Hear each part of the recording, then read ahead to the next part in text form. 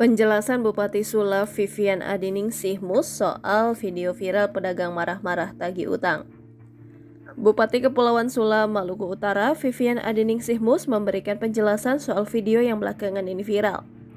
Dalam video tersebut, tampak seorang ibu-ibu yang merupakan pedagang marah-marah dan menagih utang kepadanya. Kejadian tersebut terjadi saat kunjungan kerjanya di salah satu pasar tradisional. Vivian menjelaskan dirinya tidak pernah berutang kepada pedagang yang diketahui bernama Yana. Menurutnya, dalam video yang beredar itu tidak ada dirinya di situ. Pada saat itu, Vivian mengaku sedang berada di kios yang lain. Vivian pun menilai bahwa video yang beredar itu dimainkan oleh lawan politiknya. Vivian mengatakan persoalan utang itu sebenarnya antara si pedagang dengan seseorang bernama Rosihan Buamona dan mantan Kadis PU Kabupaten Kepulauan Sula, Samsul Bahri Soamole.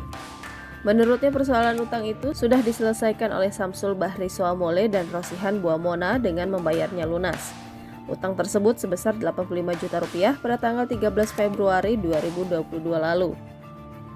Sementara itu, Rosihan Buamona mengaku bahwa utang itu tidak ada kaitannya dengan Bupati Kepulauan Sula maupun pejabat di lingkungan pemerintah Kabupaten Kepulauan Sula.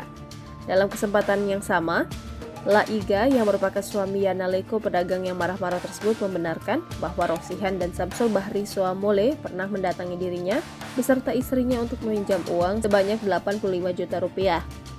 Menurut Laiga, pinjaman itu atas nama pribadi bukan atas nama pemerintah daerah Kepulauan Sula. Selain itu, Laiga juga menyampaikan permohonan maaf kepada Bupati Kepulauan Sula dan pemerintah Kabupaten Kepulauan Sula terkait insiden di pasar. Permohonan maaf juga disampaikan Yana Leko kepada Bupati Kepulauan Sula atas kejadian tersebut. Lebih lanjut, Yana Leko menyampaikan pinjaman beras dengan harga 300 juta tersebut sudah selesai. Namun masih ada pinjaman uang atas nama Rosihan Buamona dan Samsul Bahri sebanyak 85 juta rupiah yang belum dilunasi.